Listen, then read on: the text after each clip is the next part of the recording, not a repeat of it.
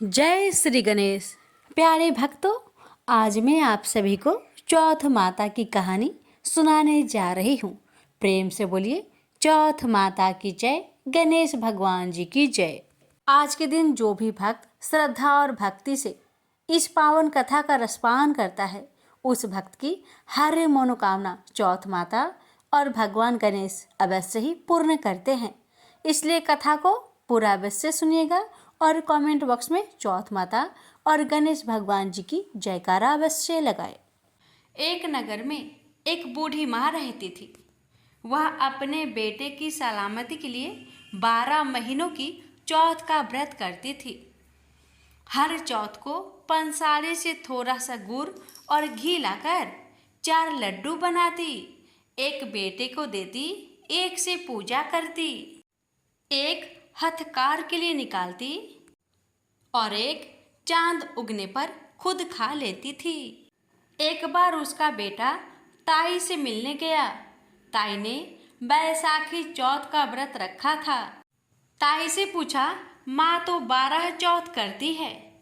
ताई बोली, तेरी माँ तेरी कमाई से तरमाल खाने के लिए 12 चौथ करती है। तू परदेश जाए तो वह एक भी चौथ नहीं करेगी। लड़के को लगा ताई सच कह रही है। घर आकर माँ से कहा, मैं परदेश जा रहा हूँ, यहाँ तू मेरी कमाई खाने पीने में ही उड़ा देती है। माँ ने समझाकर रोकना चाहा, पर बेटा नहीं माना। माँ ने उसे साथ ले जाने के लिए चौथ माता के आंखें दिए और कहा, मुसीबत में ये आंखें तेरी मदद करेगी। वह आंखें लेकर रवाना हो गया। घूमते हुए एक नगर में पहुंचा। उसने देखा एक बूढ़ी माँ रोते जा रही थी और पुआ बनाते जा रही थी। उसने कारण पूछा तो बूढ़ी माई ने कहा, बेटा, इस नगर की पहाड़ी पर एक दैत्य रहता है। पहले वह नगर में आकर कई लोगों को खाने के लिए मार देता था। अब राजा हर घर से एक आदमी दैत्य के पास भेजता है और आज मेरे बेटे की बारी है, इसलिए रो रही हूँ और उसी के लिए पुए बना रही हूँ। वह बोला, तू पुए मुझे खिला दे, तेरे बेटे की जगह मैं चला जाता हूँ।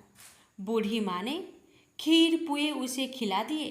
खा पीकर वह सो गया। रात को राजा के सैनिक आए तो बूढ़ी माँ ने उसे भेज दिया।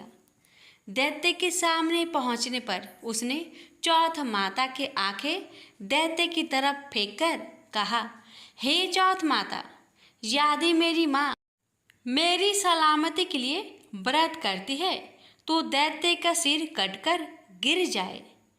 तुरंत दैत्य का सिर कटकर गिर गया। लड़का वापस आ गया। राजा ने उसे उपहार देकर विदा किया। चलते हुए एक दूसरे राजा के नगर में पहुंचा। इस राज्य में आवा तभी पकता था जब एक इंसान की बलि दी जाती थी। सिपाहियों ने उसे पकड़कर आवे में चुन दिया। लड़के ने आंखें आवे में डाले और कहा, हे चौथ माता, यदि मेरी माँ मेरी सलामती के लिए व्रत करती है तो आवा मेरी बलि लिए बिना ही झट से पक जाए। आवा तुरंत पक गया। आवे में से मिट्टी की जगह सोने चांदी के बर्तन निकले। अंदर से लड़का बोला, बर्तन धीरे धीरे निकालना, मुझे लग न जाए। राजा ने उसे निकलवाया और पूछा, इस आवे से तुम बच कैसे गए? लड़के ने बताया कि उसकी माँ चौथ माता का व्रत करती है, व्रत के कारण ही वह बच पाया है। राजा को विश्वास नहीं हुआ। उसने एक चांदी की सुराही मंगवाई और कहा कि सुराही की नली से निकलकर दिखाओ, तभी मुझे विश्वास होगा। लड़के ने चौथ माता को याद करके आंखें सुराही में डाले और कहा, मैं भौरा बनूं, सुराही से निकलूं। लड़का भौरा बनकर सुराही से निकल गया। राजा ने खुश होकर राजकुमारी की शादी उसके साथ करवाई और सभी लोगों को चौथ माता का व्रत करने को कहा। उसे माँ की याद आई। उसने राजा के पास जाकर खुद के नगर जाने की इच्छा जाहिर की। राजा ने रथ, घोड़ा, हाथी और खूब सारा दान दहेज देकर उन्हें विदा किया। चौथ के दिन अपने नगर पहुंचा। वह अकेला पंसारी के यहाँ माँ का इंतजार करने लगा। सोचा चौथ है तो माँ यहाँ जरूर आएगी। थोड़ी देर बाद लकड़ी टेकती हुई माँ आती दिखी। बेटा माँ के चरणों में गिर पड़ा। कहा, माँ मैं तेरा बेटा हूँ, मुझे माफ़ कर दो। माँ ने उसे गले से लगा लिया। लोग चौथ माता की जय जयकार करने लगे। उस नगर के सभी लोग चौथ माता का व्रत करने लगे। हे चौथ माता, जैसे बूढ़ी माँ और उसके बेटे की सहायता की, वैसे हमारी भी करना। कहानी कहने और सुनने वाले पर कृपा करना। बोलिए चौथ माता की जय हो। एक सेठ सेठानी थे। उनके एक बेटा और बहू थे। बहू सबको भोजन करा के फिर स्वयं भोजन करती। एक पड़ोसन ऐसी भी थी जो रोज पूछती कि बहू आज क्या बनाया और क्या खाया। बहू कहती ठंडो बासी। एक दिन उसके पति ने ऐसा सुनकर विचार किया कि आज तो पकवान बनाए जाए, फिर देखे कि मेरी पत्नी क्या कहती है। उसने तरह तरह के पकवान बनवाए और घर के सभी लोगों ने एक साथ बैठकर भोजन किया। आज भी पड़ोसन ने पूछा तो बहू ने कहा ठंडो बासी। सेठ के लड़के ने सोचा हो ना हो कोई बात अवश्य है जिससे कि मेरी पत्नी ऐसा कहती है। उसने पत्नी से पूछा, तुम रोज ठंडो बासी खाया ऐसा क्यों कहती हो, जबकि हम सबने एक साथ बैठकर कई तरह के पकवान खाए। उसकी पत्नी बोली, हम लोग जो खा रहे हैं वह बाप बूढ़ों की कमाई है। जिस दिन आप कमा कर लाओगे उस दिन मैं समझूंगी कि ताजा भोजन कर रही हूँ। अब एक दिन लड़के ने माँ से कहा, माँ मैं एक बड़े शहर में कमाई करने जा रहा हूँ। माँ बोली, बेटा अपने पास इतना धन है कि खाया नहीं खुटेगा। माँ के मना करने पर भी बेटे ने स्वयं कमाने का दृढ़ निश्चय कर लिया और जाते समय पत्नी से कहा, मैं जब तक कमाकर बहुत सा धन लेकर ना आऊं, तुम चूल्हे की आग मत बुझने देना। एक दिन चूल्हे की आग बुझ गई तो वह मन ही मन घबराने लगी। कहीं मेरे पति पर संकट तो नहीं आन पड़ा। जल्दी से पड़ोस में से आग लाकर चूल्हे में रख दूं। ऐसा विचार करके पड़ोस में गई। वहां पड़ोसन चौथ माता का व्रत पूजन कर रही थी। पड़ोसन ने कहा, थोड़ी देर में आकर ले जाना। बहू ने पड़ोसन से पूछा, आप यह व्रत क्यों करती हैं? इससे क्या मिलता है? पड़ोसन ने कहा, चौथ माता के इस व्रत को करने से अन्न लक्ष्मी मिले और अपनी मनोकामना पूरी हो।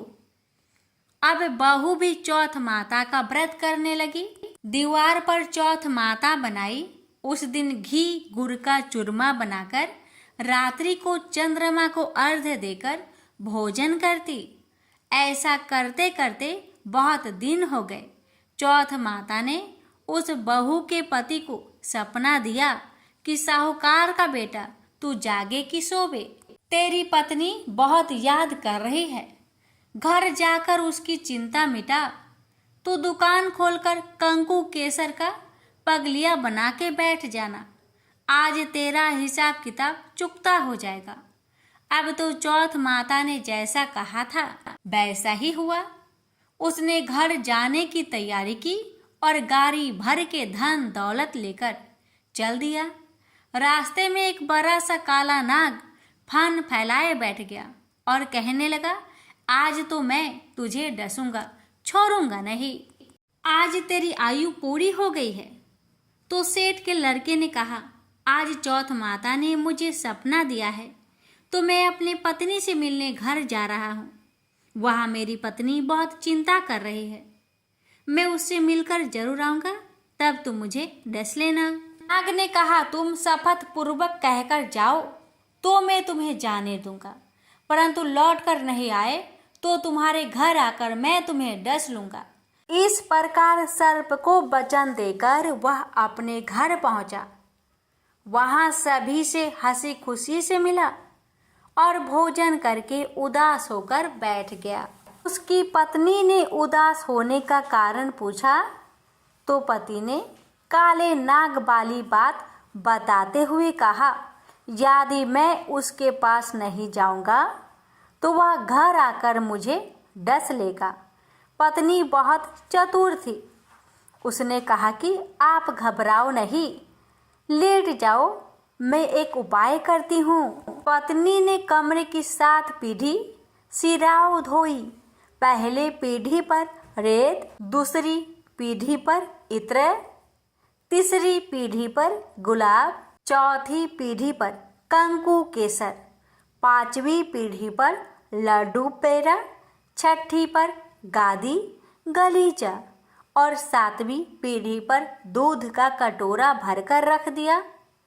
इस प्रकार वह 7 ही पीढ़ी सजाकर बैठ गई। आधी रात होते ही नाग आकर पीढ़ी चढ़ने लगा। पहली पीढ़ी पर रेत में लौट गया और कहने लगा कि सेठ की बहू ने आराम तो बहुत दिया, पर वचन से बंधकर आया हूँ, सो डसूंगा अवश्य ही। इस प्रकार 7 पीढ़ियों पर नाग आराम करता हुआ और कहता हुआ कि डसूंगा जरूर। कमरे में जाने ही वाला था कि चौथ माता ने विचार किया कि मैं इसे नहीं बचाऊंगी तो संसार में धर्म कर्म और व्रत पूजन को कौन मानेगा। अब तो गणेश जी, चंद्रमा जी और चौथ माता ने उसे बचाने का विचार किया। चंद्रमा जी ने उजाला किया, चौथ माता ढाल बनी और गणेश जी ने तलवार लेकर नाग को मार दिया और ढाल से ढक दिया। अब बहू भी थकी हारी सो गई। दिन उगा तो लोग बेटे से मिलने आए, परंतु बेटा बहू तो उठे ही नहीं थे। बहुत देर हो गई तो माँ उन्हें उठाने गई। माँ ने 7 पीढ़ियों पर जो कुछ देखा तो बहुत घबराई और बेटा बहू को आवाज लगाई, बेटा बहू उठे तो देखा कि एक ढाल तलवार वहां पड़ी है। अब ढाल उठाई तो वहीं काला नाग मरा हुआ पड़ा है। बेटा बहू ने सोचा कि आज तो धर्म कर्म ही आड़े आए हैं, जो भगवान गणेश जी और चौथ माता ने अपनी रक्षा की है। हे चौथ माता, आपने जैसी सेठ के बेटे बहू की रक्षा की, वैसी ही रक्षा सबकी करना। प्रेम से बोलिए, चौथ माता की जय हो, गणेश भगवान जी की जय हो। एक साहूकार और एक साहूकारनी थे। वह धर्म पुण्य को नहीं मानते थे। इसके कारण उनके कोई बच्चा नहीं था। एक दिन साहूकारनी पड़ोसी के घर गई। उस दिन सकट चौथ था। वहाँ पड़ोसन सकट चौथ की पूजा करके कहानी सुना रही थी। साहूकारनी ने पड़ोसन से पूछा, तुम क्या कर रही हो? तब पड़ोसन बोली कि आज चौथ का व्रत है, इसलिए कहानी सुना रही हूँ। तब साहूकारनी बोली, चौथ के व्रत करने से क्या होता है? तब पड़ोसन बोली, इसे करने से अन्न धन सुहाग पुत्र सब मिलता है। तब साहूकारनी ने कहा, यदि मेरा गर्भ रह जाए तो मैं 1.25 सेर तिलकुट करूंगी और चौथ का व्रत करूंगी। श्री गणेश भगवान की कृपा से साहूकारनी के गर्भ रह गया। तो वह बोली कि मेरे लड़का हो जाए तो मैं 2.5 सेर तिलकुट करूंगी। कुछ दिन बाद उसके लड़का हो गया तो वह बोली कि हे चौथ भगवान, मेरे बेटे का विवाह हो जाएगा तो 5.25 सेर का तिलकुट करूंगी। कुछ बरसों बाद उसके बेटे का विवाह तय हो गया और उसका बेटा विवाह करने चला गया, लेकिन उस साहूकारनी ने तिलकुट नहीं किया। इस कारण से चौथ देव क्रोधित हो गए और उन्होंने फेरों से उसके बेटे को उठाकर पीपल के पेड़ पर बैठा दिया। सभी वर को खोजने लगे पर वो नहीं मिला। हताश होकर सारे लोग अपने अपने घर को लौट आए। इधर जिस लड़की से साहूकारनी के लड़के का विवाह होने वाला था, वह अपनी सहेलियों के साथ गणगौर पूजने के लिए जंगल में दूब लेने गई। तभी रास्ते में पीपल के पेड़ से आवाज आई, ओ मेरी अर्ध ब्याही। यह बात सुनकर जब लड़की घर आई, उसके बाद वह धीरे धीरे सूख कर कांटा होने लगी। एक दिन लड़की की माँ ने कहा, मैं तुम्हें अच्छा खिलाती हूँ, अच्छा पहनाती हूँ, फिर भी तू सूखती जा रही है, ऐसा क्यों? तब लड़की अपनी माँ से बोली कि वह जब भी दूब लेने जंगल जाती है तो माँ, पीपल के पेड़ से एक आदमी बोलता है कि ओ मेरी अर्ध ब्याही। उसने मेहंदी लगा रखी है और सेहरा भी बांध रखा है। तब उसकी माँ ने पीपल के पेड़ के पास जाकर देखा, यह तो उसका जमाई ही है। तब उसकी माँ ने जमाई से कहा कि दामाद जी, यहाँ आप क्यों बैठे हैं? मेरी बेटी तो अर्ध ब्याही कर दी, और अब क्या लोगे? साहूकारनी का बेटा बोला, मेरी माँ ने चौथ का तिलकुट बोला था लेकिन नहीं किया, इसलिए चौथ माता ने नाराज होकर यहाँ बैठा दिया। यह सुनकर उस लड़की की माँ ने साहूकारनी के घर गई और उससे पूछा कि तुमने सकट चौथ का कुछ बोला है क्या? तब साहूकारनी बोली, तिलकुट बोला था। उसके बाद साहूकारनी बोली, मेरा बेटा घर आ जाए तो 2.5 मन का तिलकुट करूंगी। इससे श्री गणेश भगवान प्रसन्न हो गए और उसके बेटे को फेरों में लाकर बैठा दिया। बेटे का विवाह धूमधाम से हो गया। जब साहूकारनी के बेटा एवं बहू घर आ गए, तब साहूकारनी ने 2.5 मन तिलकुट किया और बोली, हे चौथ देव, आपके आशीर्वाद से मेरे बेटा बहू घर आए हैं, जिससे मैं हमेशा तिलकुट करके व्रत करूंगी। इसके बाद सारे नगर वासियों ने तिलकुट के साथ सकट व्रत करना प्रारंभ कर दिया।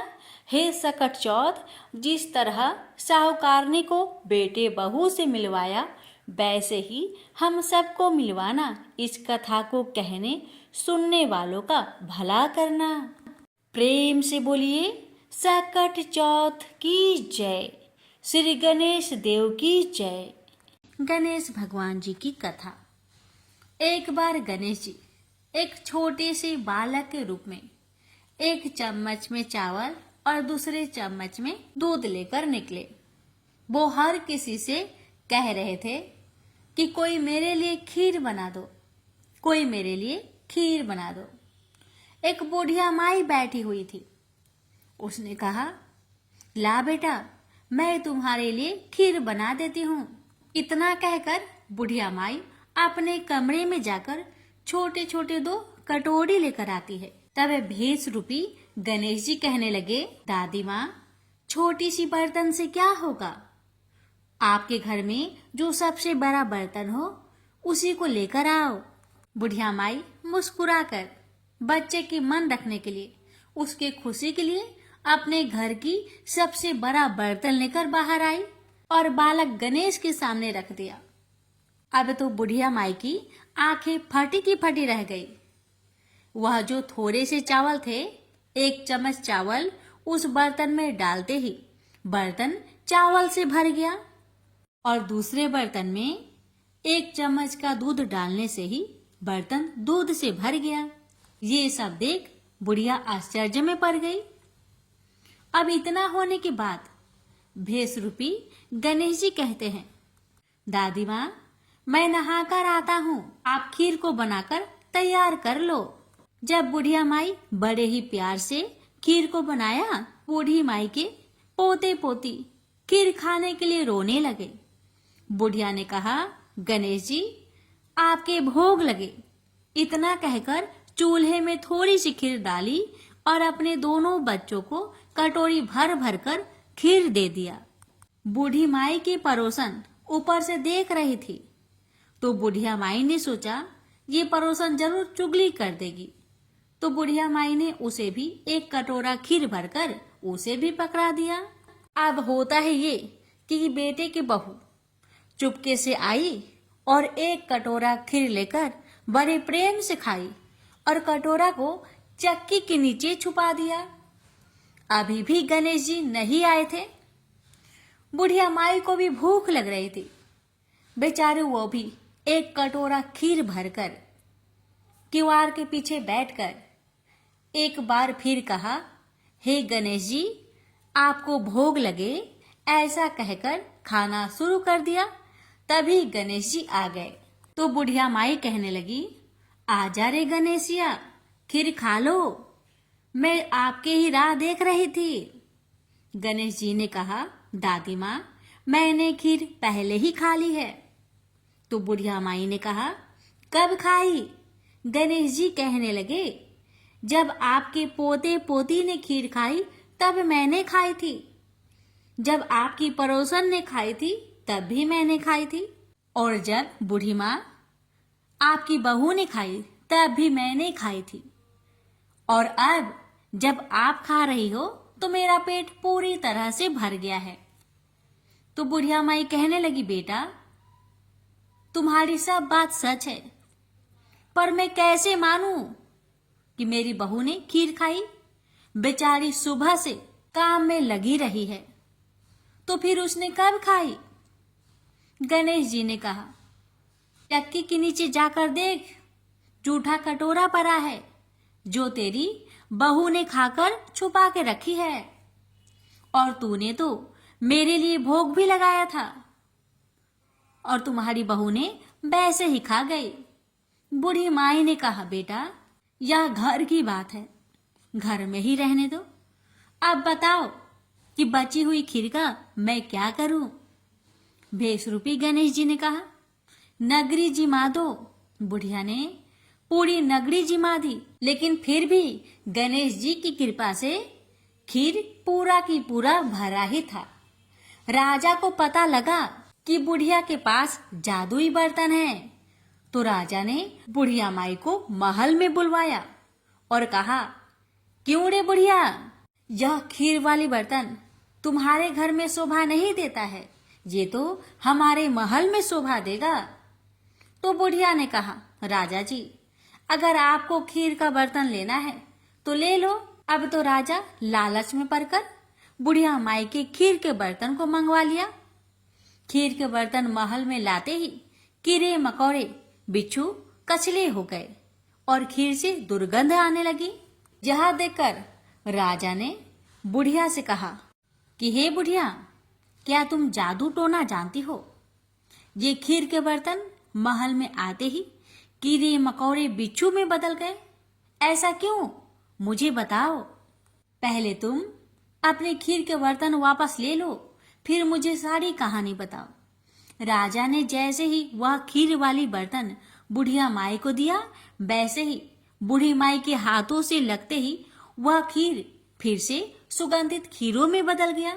ये देखकर राजा बड़े आश्चर्य में पड़ गया और बूढ़ी माई से कहने लगा, हे बुढ़िया माई, कृपा करके बताओ ऐसा चमत्कार कैसे? तो बुढ़िया माई ने कहा, हे महाराज, ये बर्तन मुझे गणेश जी ने दिया है और उन्हीं की कृपा से ये खीर के बर्तन खाली नहीं पड़ती।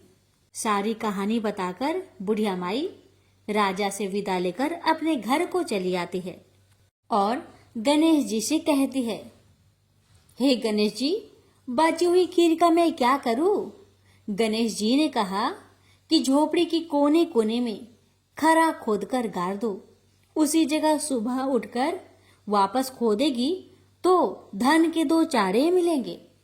ऐसा कहकर गणेश जी अंतर्ध्यान हो गए और जाते समय भगवान झोपड़ी को लात मारते हुए गए तो झोपड़ी के स्थान पर महल हो गया। सुबह बहू ने फावड़ा लेकर पूरे घर को खोद दिया, लेकिन कुछ भी नहीं मिला। तो बहू कहने लगी, सासू जी, आपके गणेश जी झूठे हैं। तो सास ने कहा, बहू, मेरे गणेश झूठो नहीं है, ला मैं देखूं। वह सुई लेकर खोजने लगी तो टन टन कर 2 धन के जाड़े निकल आए। बहू ने कहा, सासू जी, आपके गणेश तो साचो ही हैं। सास ने कहा, गणेश जी तो भावनाओं के भूखे हैं। यह गणेश जी जैसे आपने बुढ़िया माई को दिया, वैसे सबको देना। विनायक जी की कहानी कहने वाले, हुक्कार भरने वाले और आसपास के सुनने वाले सबको देना। प्रेम से बोलिए, जय श्री गणेश।